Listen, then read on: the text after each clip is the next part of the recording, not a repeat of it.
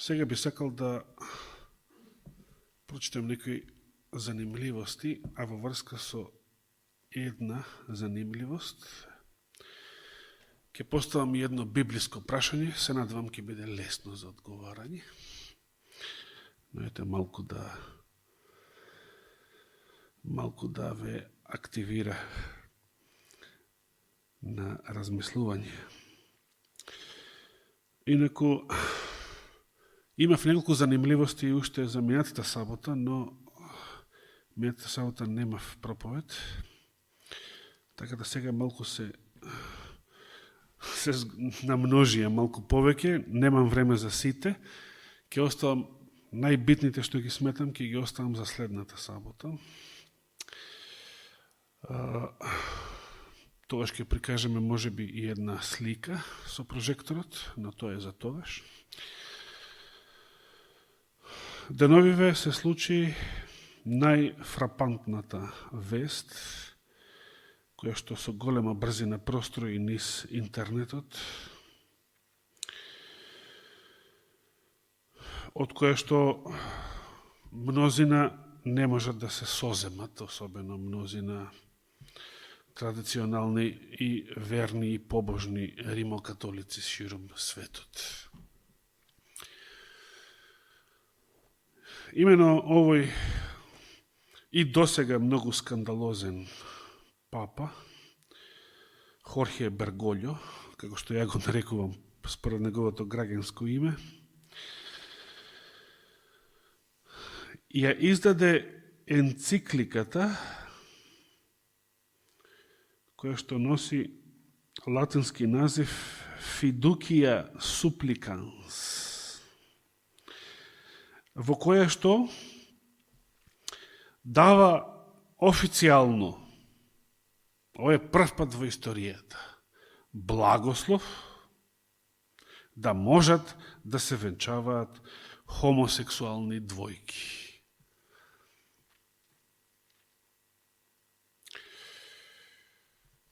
Страшно нешто. Се што можеме да помислиме, сите видови беззаконие што постоеле во христијанството, најмногу се разбира во Ватикан, сето тоа било неофицијално. Значи, скандали, беззаконија, неморал, секаде во христијанството, сето тоа е неофицијално. Не било дел од официјалното учење на црквата. Како што се слушале и вие за разни проповедници од минатото, направил прелюба, ова, она, но тоа не е учењето на црквата.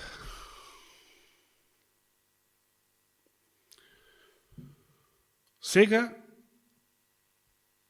официјално содомијата и содомитлукот стануваат официјално учење на римокатоличката црква и ова е веќе нешто фрапантно и нешто страшно.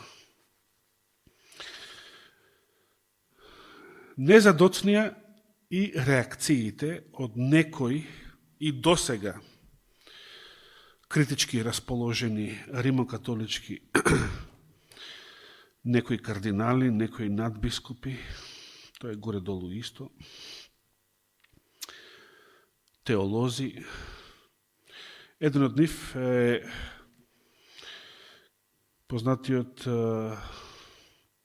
римокатолички теолог од Астана, Казахстан, Атанасиус Шнајдер, кој што во мај, оваа измината година, отворено излезе со изјава дека овој папа е еретик, но дека нема што да се прави во врска со тоа, затоа што нема кој да го смени. Тоа беше неговата изјава, тогаш во мај. Папата е еретик, но не можеме да направиме ништо во врска со тоа, ние на пониските позиции, затоа што нема кој да го смени. Се разбира дека овој папа е исто толку марионета како и тукашниве политичари, например. Има тој шефови и над него, поголеми шефови, но тие не го менуваат затоа што тие сакаат. Тие сакаат ова беззаконие да продолжува. Тие сакаат сите овие скандали, сите овие соблазни што повеќе и повеќе да напредуваат.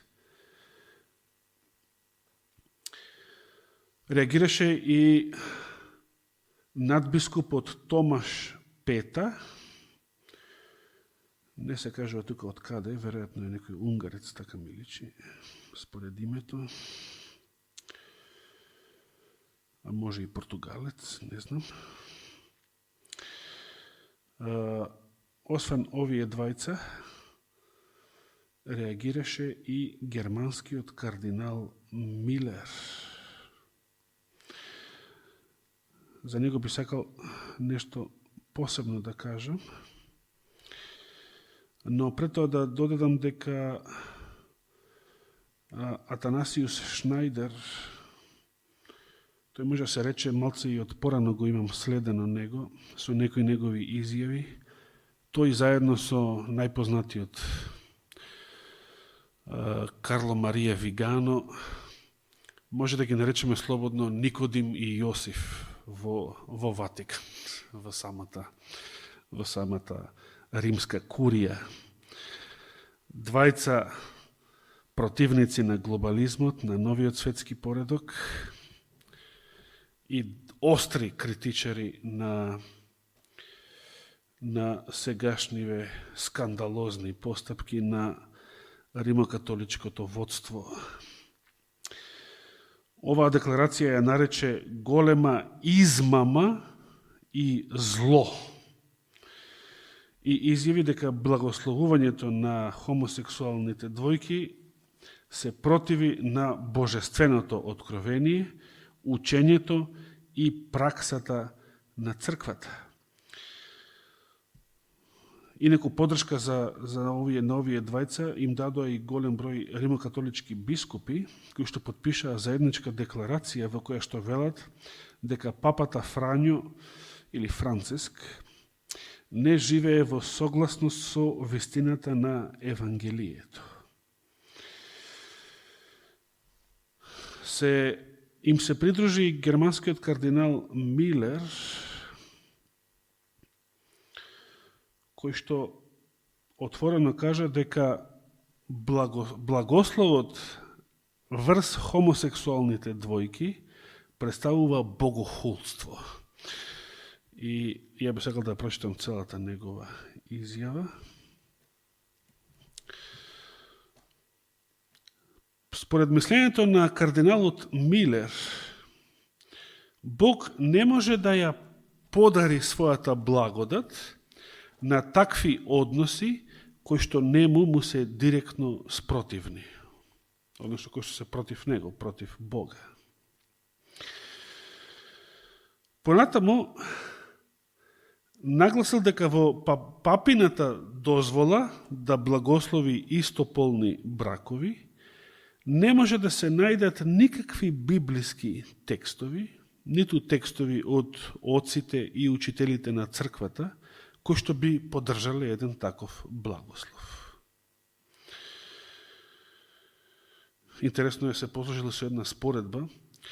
Кардиналот смета дека ако ја користиме папината логика, имено папата ја оправдувал својата одлука со една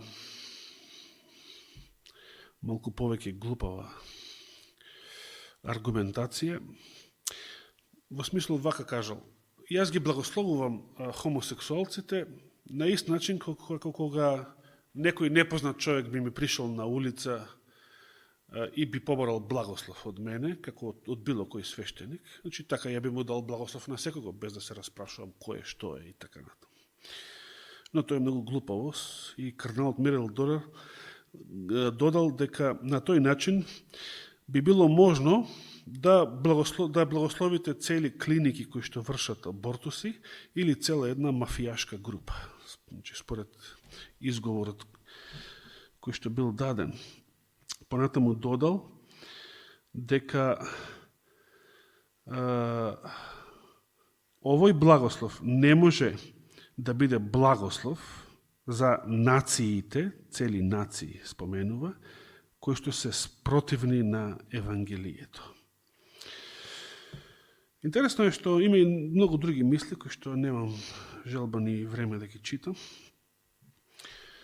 Се повеќе и повеќе римокатолици, и тоа високо позиционирани во римокатоличката хиерархија, во последно време, како да им се отвараат очите и сваќаат дека Ватикан е било каква друга, се само не света столица. Многу опоганета столица. Но најинтересни се секако изјавите, дори во некој од нив, многу повеќе ме изненадил мене лично, отколку што очекував, изјавите на најпознатиот дисидент и критичар на Ватикан денес, кардиналот Карло Марија Вигано. Пред само неколку седмици Вигано излезе со изјава каде што папата Франциск го нарече лажен пророк, кој што му претходи на антихристот. Ова е една постара вест од порано што имав прочитано, пред ова Содомска декларација деновиве. Но откако била издадена декларацијата, реакцијата на Вигано беше следнава. Папата Франциск е слуга на сатаната. И не е сега критиката само до него лично. До сега го критикуваа само овој конкретен папа за сите негови скандали, скандалозни изјави и постапки. Сега Вигано се свртел и против Ватикан како институција. Значи, не ја довршив изјавата негова. Папата Франциск е слуга на сатаната, а Ватикан, знаете кој израз го употребил? Ватикан е мерзоста на запустението. Библиски израз. Каде се наоѓа овој израз? Сеќаваме ли? Матеј 2.4, каде што Исус се повикува на пророштвото од Даниел, значи се наоѓа изворно во Даниел. И Исус рече, кога ќе ја видите мерзоста на запустението или опустошувањето, зависи каков превод имате, да стои на свето место. Тогаш, оние кои што се во Јудеја и во Ерусалим да бегаат, да ги напуштат своите домови, своите живеалишта и така натаму. Исус го применуваше Даниловото пророштво за првите христијани кои што живееле во Ерусалим и во Јудеја, кои ќе го видат знакот како да избегаат, како да го напуштат и градот и цела Јудеја и на тој начин да се спасат од опустошувањето кое што и се случило со римската опсада и разорнувањето на Ерусалим и колежот на над 1 милион евреи во него, 70-та година од новата ера. Во наше време, Елена Вајд, за последното време, истите овие Христови зборови ги употребува, ги применува на што? Се сеќавате? Мерзоста на запустението. Кога тоа ќе го видите, тоа да направите. Се сеќавате? Неделниот закон, да. И кога беше тука професорот на Борче Даниел Гарсија, 2010-та ли беше? Мислам дека. Тој го кажуваше, јас му преведував, се сеќавам, го кажуваше тоа пророштво, го цитираше тоа од списите на Елена Вајд. А поскоро и Никола го кажуваше сега, скоро годинава. И примената на Елена Вајд беше, кој ќе видите, кој ќе дојде значи, неделниот закон, тоа ќе биде сигнал за напуштање на големите градови. За самите римокатолици, а веројатно за поголемиот број христијани во светот, овој настан представува големо отрезнување. Сега, замислете луѓе кои што од мали нозе биле воспитани да веруваат дека нивната црква е Божијата црква, нивната црква е света црква, нивната црква е, како да речеме, кои други изрази се употребуваат, научени дека ова е Господовиот дом. Во светот може да се живее и грешно и расипано, но самата црква е нешто свето. И сега гледаат што? Го гледаат Содом и Гомор востоличен во срцето на нивната црква. Значи, мерзоста, гадот, одвратноста да стои каде? На свето место. Они што беа учени да го сметаат за непогрешлив учител, според догмата на Првиот Ватикански собор од 1870 година. Да го сметаат папата за непогрешлив авторитет. Нивниот непогрешлив авторитет донесува волку скандалозна и волку соблазнителна одлука. Значи, за нив, тие навистина го доживуваат тоа како мерзост, која што е поставена на светото место. И што би рекол јас, како додаток, што сега треба да прават сите верни, сите побожни римокатолици и не само тие. Само да довршам некои други негови мисли, кои што беа искажени во оваа прилика. Значи, надбискупот Вигано и целиот Ватикан го нарекол мерзост на опустошувањето, а за папата Франциск додал, значи, освен дека е слуга на сатаната, дека е и узурпатор, кој што седи на престолот на апостол Петар и кој што греши против Светиот Дух. Понатаму употребили изрази како лажен пастир и така натаму, и така натаму. Сега од самите католици слушаме вакви изрази. Лажен пророк, антихрист, слуга на сатаната, лажен пастир, узурпатор, мерзост на запустението.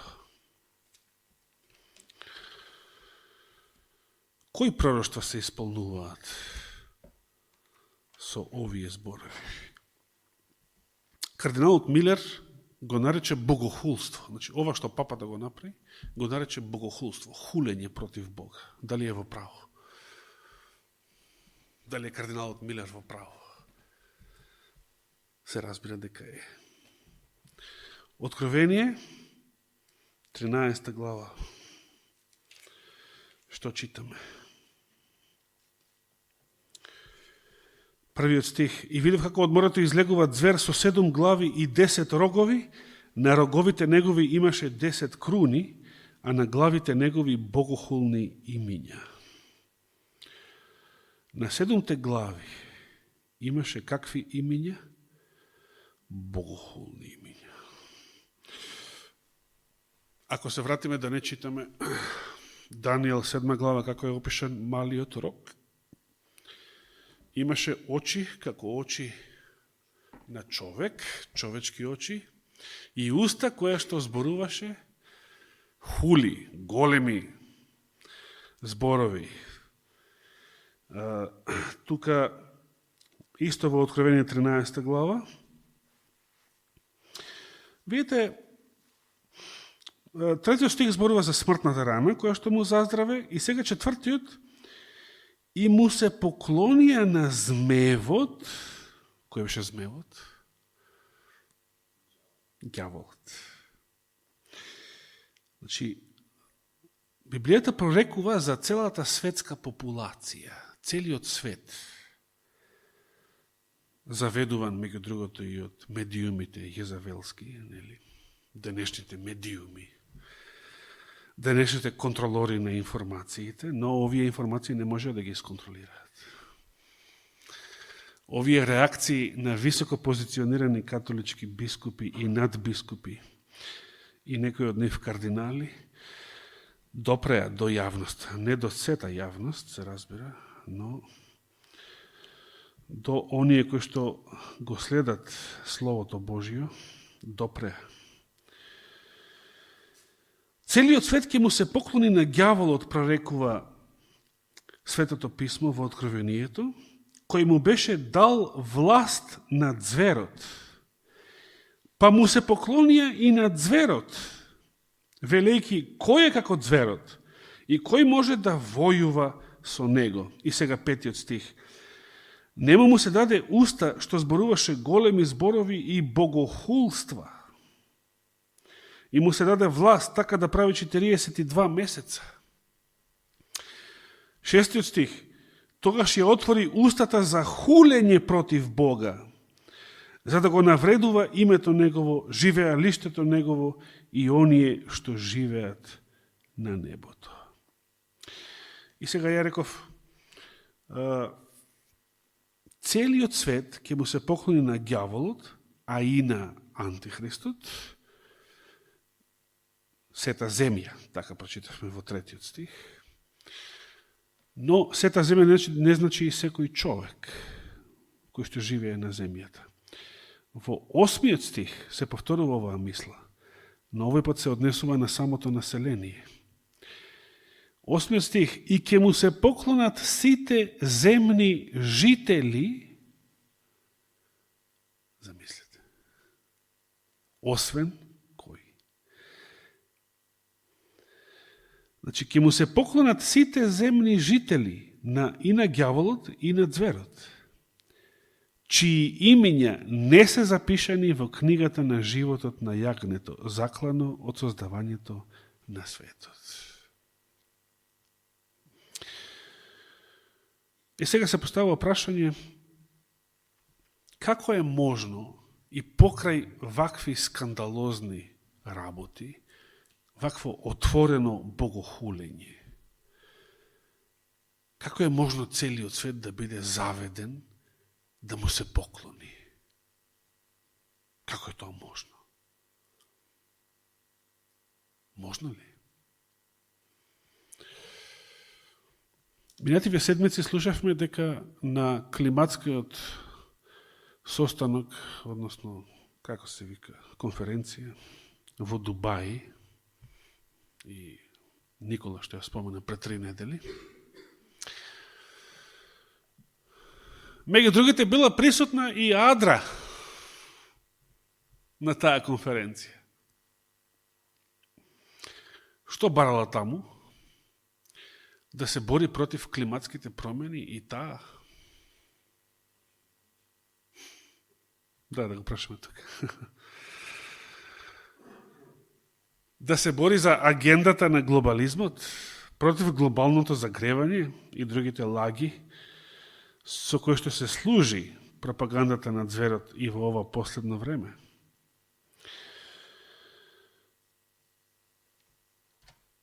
Доживеевме, за жал, во времето кога адвентистите замолкнаа. Адвентистите одамна престанаа да ги кажуваат овие работи. Кои работи? Дека папата е антихрист, дека Ватикан е првиот звер, дека Соединетите американски држави се вториот звер. Дури разни верници кои што самите по своја иницијатива и разни независни организации продолжуваат да ги пропагираат овие пророштва, доживеа да бидат тужени од самата генерална конференција, а некои да бараат од председателот на генерална конференција Тед Уилсон да му напише писмо на папата со извинување, затоа што некои верници некои адвентисти и го преплавиле градот Филаделфија со големата борба.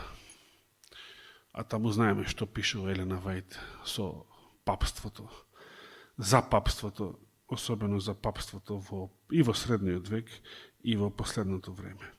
Во времето кога адвентистите замолкнаа и нивните водачи се дури спремни на компромис, како што направија и со вакцините и со ковидот,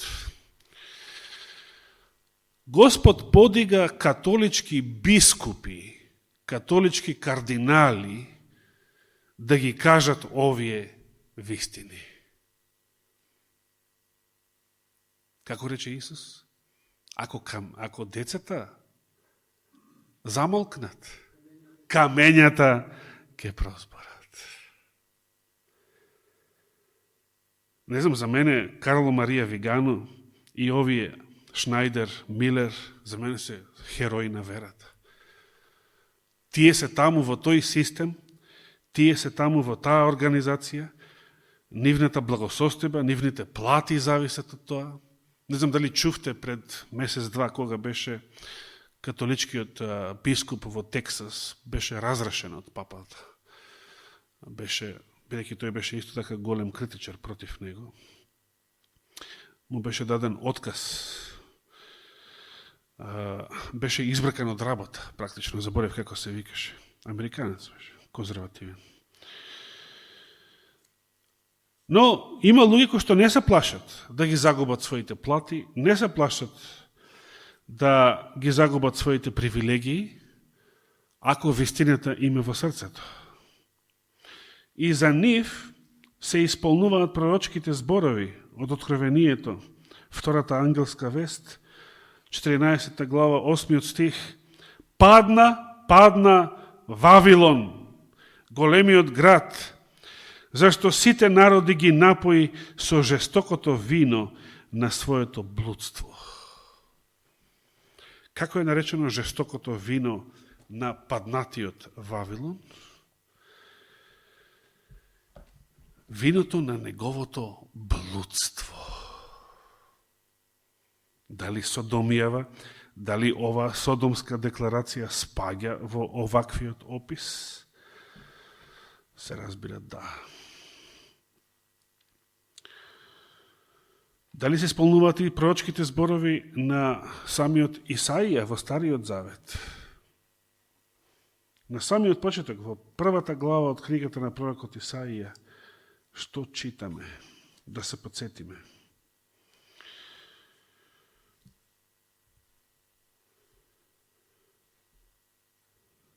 Деветиот стих, Исаија 1.9. Да не беше ни оставил Господ Саваот, што? Еден мал остаток. Дори Исаија не вели остаток, како што Откровението зборува, како што малите пророци зборуваат за остатокот. Туку еден мал остаток. Остатокот е мал.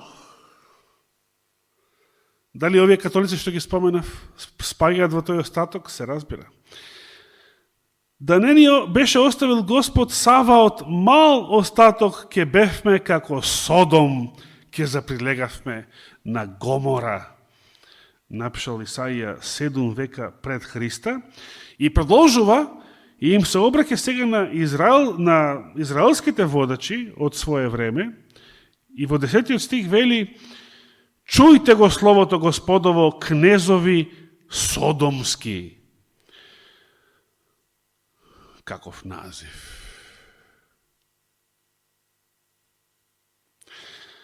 Замислете вака, проповедници содомски, свештеници содомски. Послушајте го законот на нашиот Бог, народе гоморски.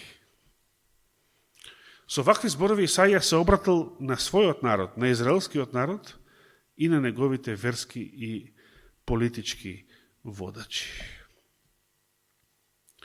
Зошто зарем толку било големо беззаконието внатре во самиот Божи Израел? Ке бевме изедначени со Содом, ке заприлегавме на Гомор. Зошто покрај сите овие беззаконија, зошто се е проречено дека целата земја, сите жители земни, освен еден мал остаток, ќе му се поклонат и на ѓаволот и на зверот. Зошто? Како е тоа можно? Како е тоа можно? Тука би сакал да завршам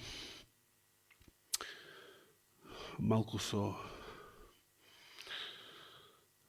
борчевата тема последно време. Не баш со неа. Таа не ми е симпатична. Неколку пати го споменавте пророкот Михеј, иако тука се работи за друг Михеј, не Михеј од книгата на пророкот Михеј, туку Михеј синот Јемлин, современикот на Ахав, царевите Ахав и Јосафат. Ахав на северното, Јосафат на јужното Јудино царство.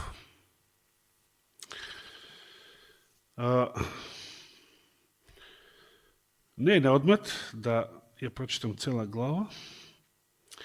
18-та глава од втора книга Летописи.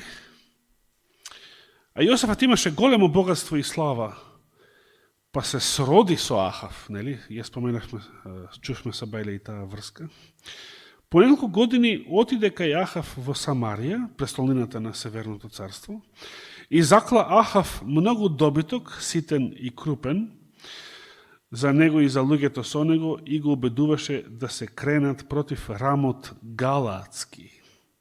Значи, сакаа сојуз. Ахав сакаше да се придружи јудиниот цар, заедно со него да го нападнат Рамот Галаатски, значи да појдат во војна против сирискиот цар. Тој му одговори, значи Јосафат, како што ќе одиш ти, така и јас, како твојот народ, така и мојот народ, ќе дојдам со тебе во војна. Но, Јосафат бил малку побожен човек, изгледа малку повеќе, отколку што тоа Ахав го посакувал. Па сепак, со една доза на резерва, му рекол, но, да прашаме што ќе каже Господ.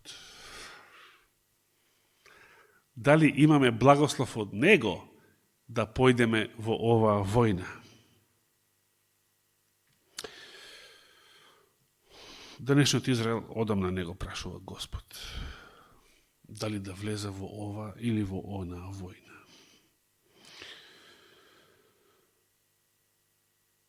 Израелскиот цар, сега за да му угоди на Јосафат, израелскиот цар, значи се мисли на Ахав, собра 400 души пророци. И им рече, и сега нив ги прашува, да одиме ли во војна против Рамот Галаатски или да се откажеме? И што одговорија тие? Значи, ова изгледа како ги собрав сите што јас ги плаќам, го собрав оркестарот што јас го плаќам, за да ми каже што? Тоа што јас сакам да го чујам. Тоа што јас сакам да го чујам. И сите одговорија, оди и Господ ќе го предаде Рамот Галаатски во раката на царот. Но дали Јосафат бил задоволен со овој одговор? Се разбира, не бил толку глупав.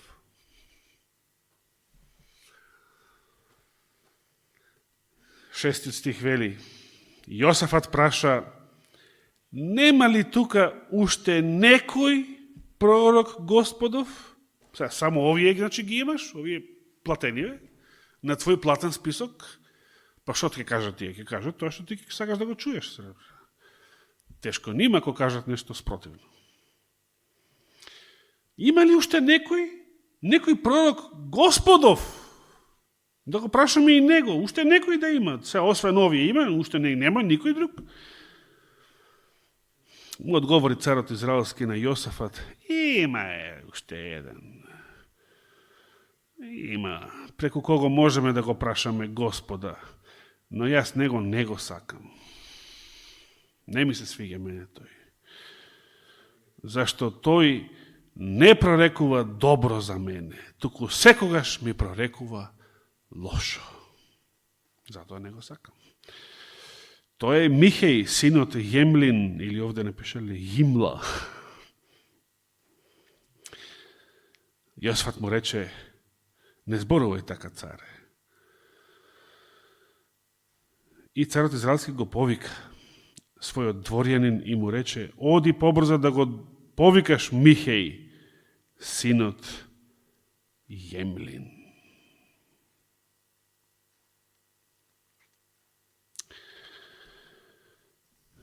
Деветиот стих вели: а царот израелски Ахав и Јосафат, царот јудејски, седеа секој на престолот свој, облечени во царска облека, седеа на плоштадот пред самаријанските порти, и сите овие другиве пророкуваа пред нив.